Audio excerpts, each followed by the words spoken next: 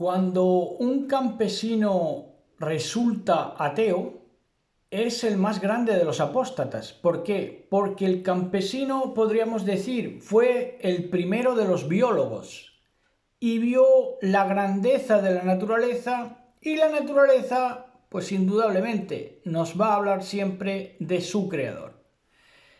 En el siglo XVI ven los campesinos que en las ciudades se están pudriendo en vida, sobre todo en los inicios de la industrialización también. Pero previamente a eso, ya en el siglo XVI, se dieron cuenta que las ciudades eran un auténtico mierdero.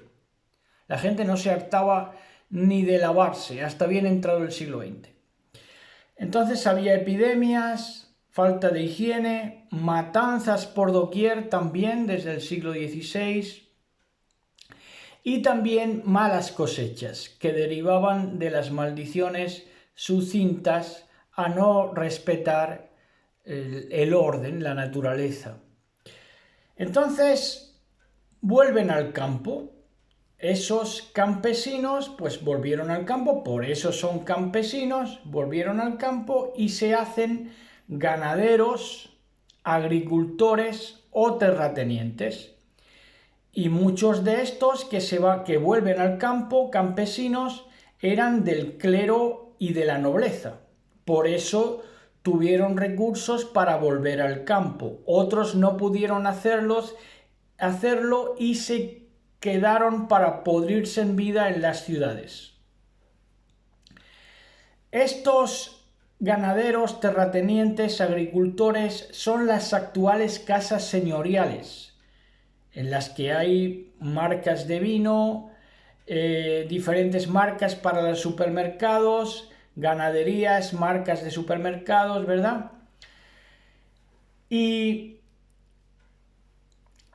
entonces el campesinado fue pasando paulatinamente, esto se estudió de cómo el campesino era lo más, digamos, egocéntrico, lo que se entiende por egocéntrico hoy, ¿no? Lo más individualista.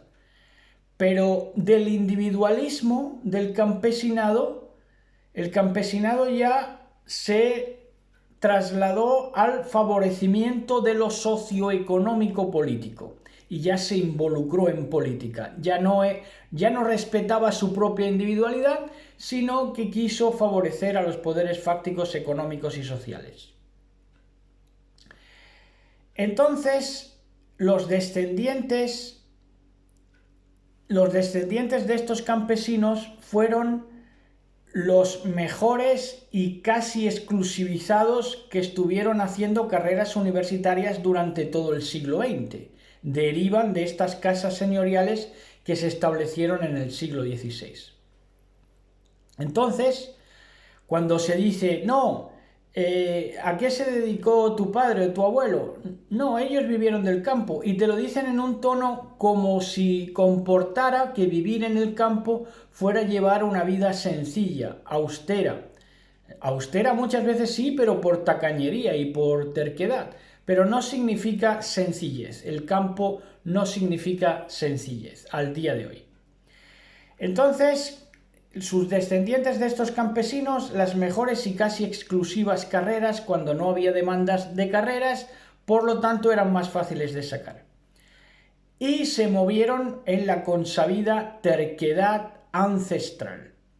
Una terquedad ancestral, cabezonería típica campesina, pero ya era una cabezonería que había perdido su individualismo.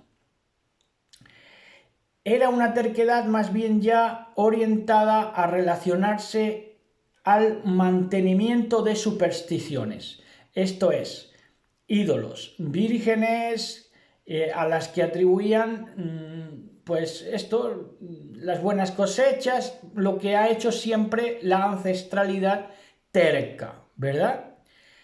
Claro, y también esa terquedad ancestral que se relacionaba con el mantenimiento de las supersticiones, de la idolatría, de las vírgenes, de las apariciones marianas, de los santos, de San Isidro Labrador y todo eso, que es el patrón supuestamente de los agricultores, y esto incluía una desubicación apocalíptica.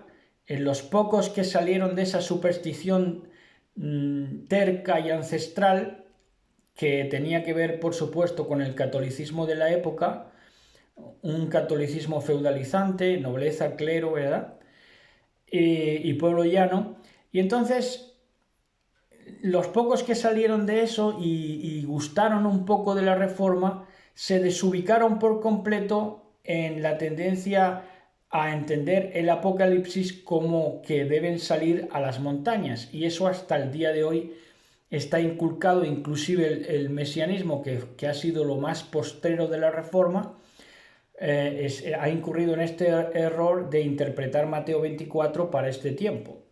Y entonces creen que tienen que huir a las montañas. Claro, es vuelta a lo mismo. Es vuelta a lo mismo.